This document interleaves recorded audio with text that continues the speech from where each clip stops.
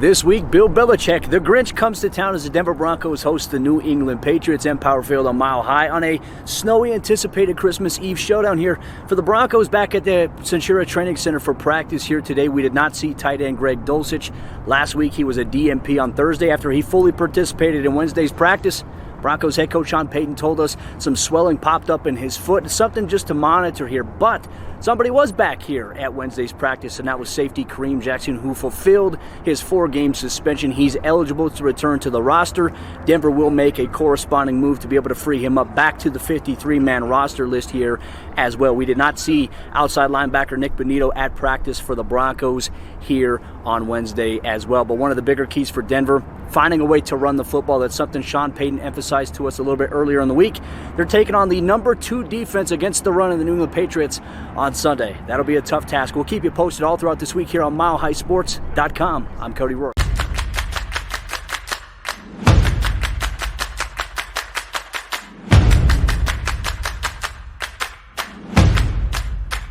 Good morning, Broncos country. Welcome into a brand new installment of G&B here on Mile High Sports YouTube page. Mile High Sports is every team, every day for all your written content and coverage of your favorite Colorado sports teams.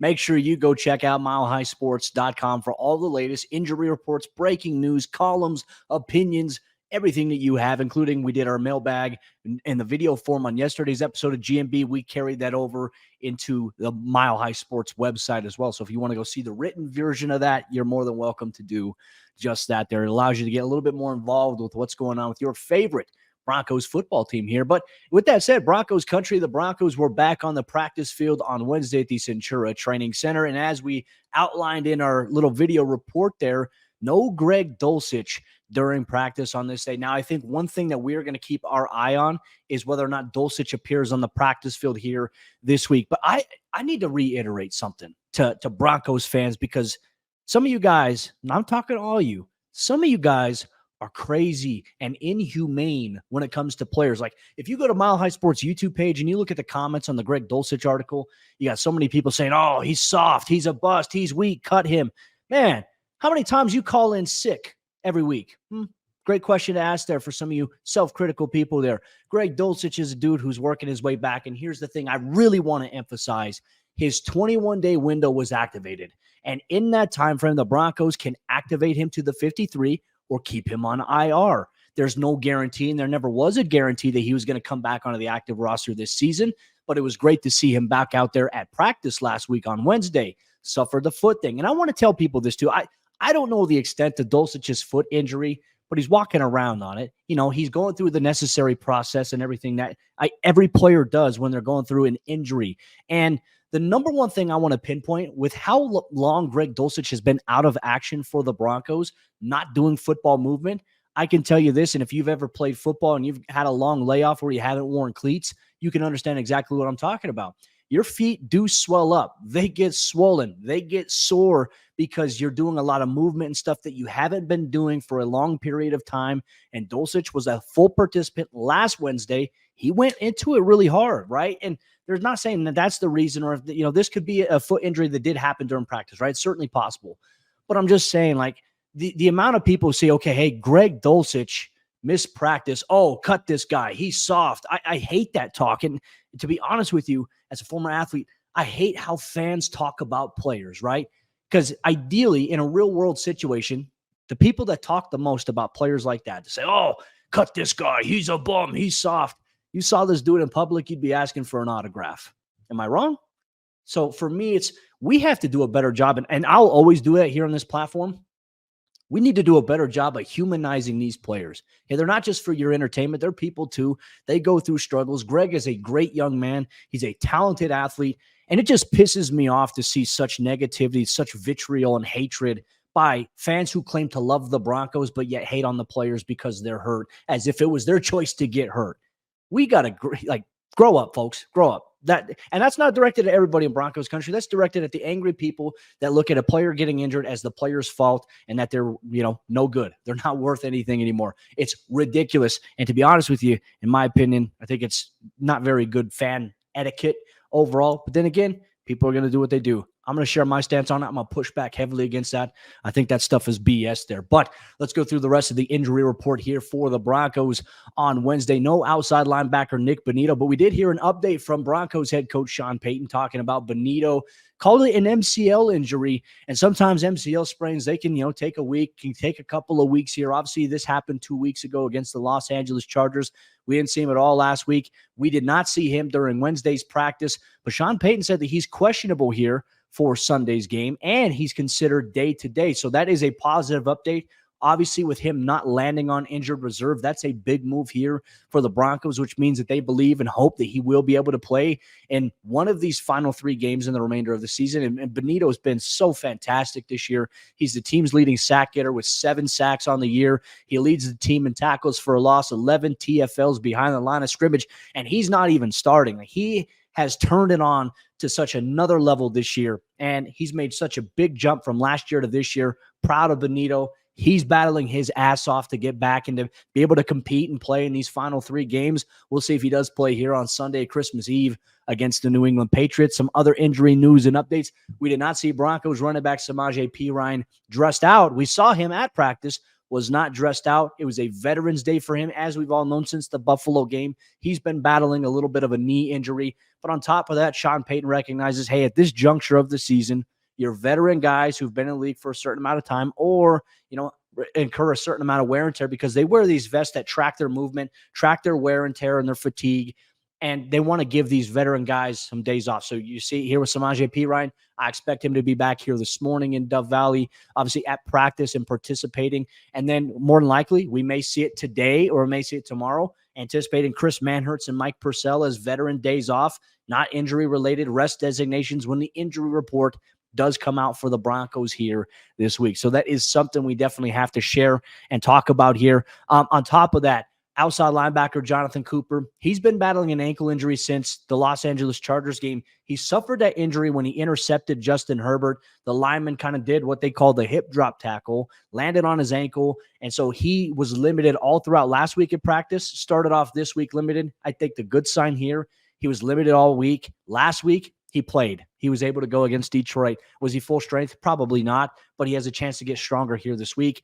Limited on Wednesday. We'll see if he upgrades from limited to full here today or if he stays at a limited basis with the hope of upgrading to full in tomorrow's practice in Dove Valley. And undrafted rookie free agent Alex Palczewski, who made the 53-man roster, had an impressive preseason for Denver at offensive tackle. He returned to practice and got his first practice of the regular season. And now obviously he went on injured reserve after roster cuts had happened. When he made the 53-man roster, he went on there and he suffered in a preseason a hand injury, but he made his first regular season practice debut here today, was listed as limited with a need designation.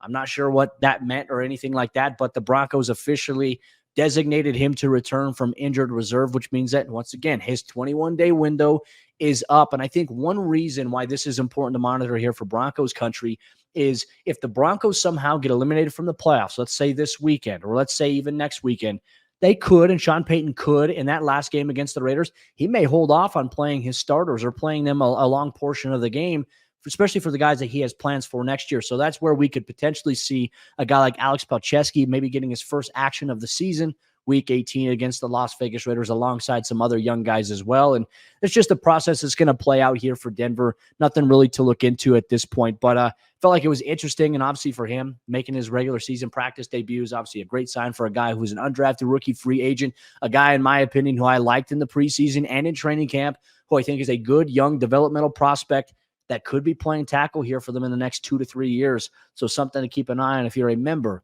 of Broncos country. One thing we are going to take you behind the scenes with, we were able to go in the locker room yesterday and talk with Broncos offensive tackle Mike McGlinchey, shared some interesting stories about his best Christmas gift that he's ever received, and then transitioned to the thought process about what is the Broncos mindset?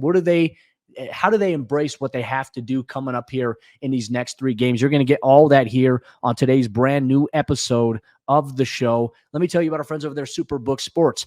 Win a trip to the biggest football game of the year, courtesy of Superbook Sports. Superbook will fly you and a friend to Las Vegas for February's championship game. They will also give you 2 tickets to the game plus a 3-night hotel stay. And all you have to do is place a $25 same-game parlay between now and January 7th, and you're automatically entered to win. So wager and win a super trip to Las Vegas courtesy of Superbook Sports. Visit superbook.com for terms and conditions. Gambling problem? Call 1-800-GAMBLER. What's up, guys? Kim Becker here with Mile High Sports. Make sure you guys are following us on social media so that you never miss a Mile High Sports daily. Monday through Friday morning, we'll post a video hosted by me catching you up on everything you need to know when it comes to sports right here in the Mile High State. TikTok, Twitter, Instagram, Facebook, YouTube, you name it, we're there, and we've got you covered for everything Colorado sports.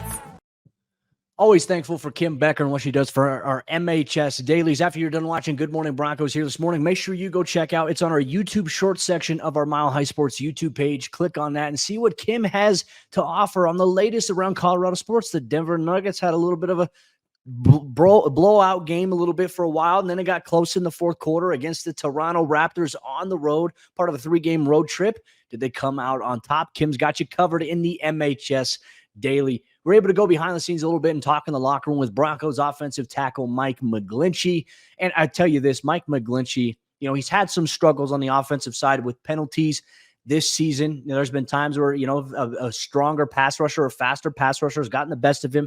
It's expected in the NFL. But one thing I'll say about Mike McGlinchey, probably the one guy who, whether the Broncos win or lose, whether it's tough, whether it's, a blowout and they win by a lot, or whether they get their butts kicked, Mike McGlinchey is the most accountable player inside that locker room from a visual status in the eyes of us in the media. Like, he's a guy that's always willing to talk to the media, no matter how hard the conversations are going to be.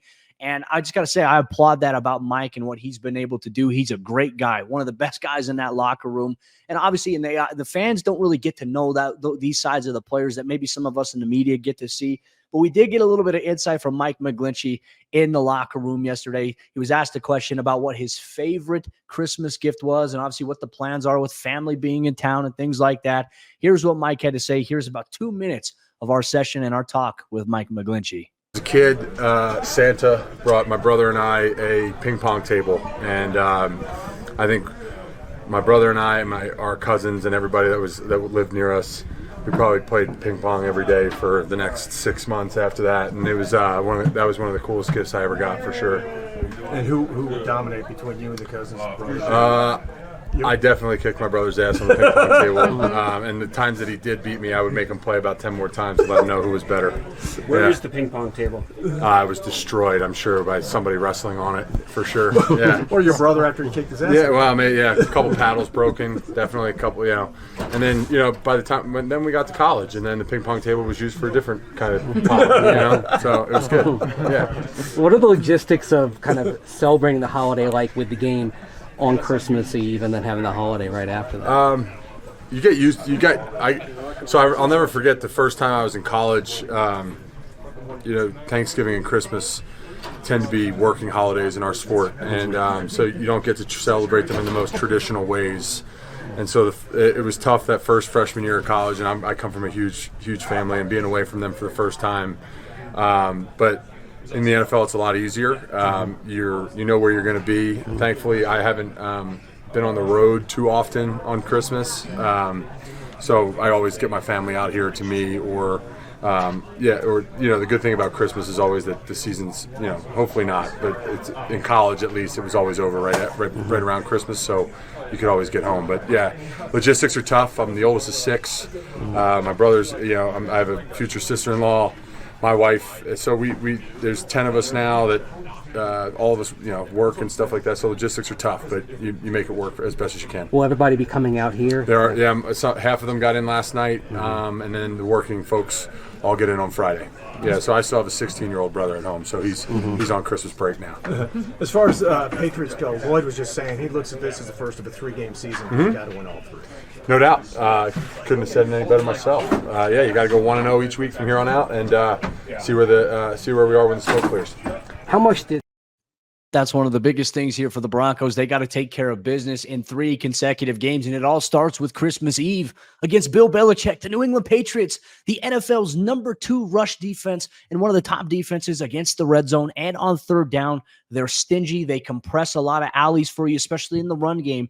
And if Denver can't run the football, they're going to be in a lot of trouble here on Sunday against the Patriots. It's going to be a 6:15 p.m. Mountain Time kickoff on the NFL Network, 2 consecutive weeks in a row of NFL Network primetime, as they are dubbing this as their Christmas spectacular here for, essentially the holiday season here. But Denver needs a win. Bill Belichick and the Grinch are coming to town. Can the Broncos find a way to spread some cheer and leave Broncos country happy on Christmas Eve as they go into Christmas Day, hopefully with a win? That'll be something we look at forward through the rest of the week here on Good Morning Broncos on Mile High Sports YouTube page. Do us a favor, hit that subscribe button if you're not done so already, so you never miss out on what's going on with the Denver Broncos. I'm on location every single day covering a team trying to bring Broncos country as close to the action as possible, and we'll get to share that here on GMB. Broncos country, appreciate you so much for tuning in. Pour yourself another cup of coffee, have yourself a warm, steamy breakfast, and we'll see you tomorrow for a brand new episode of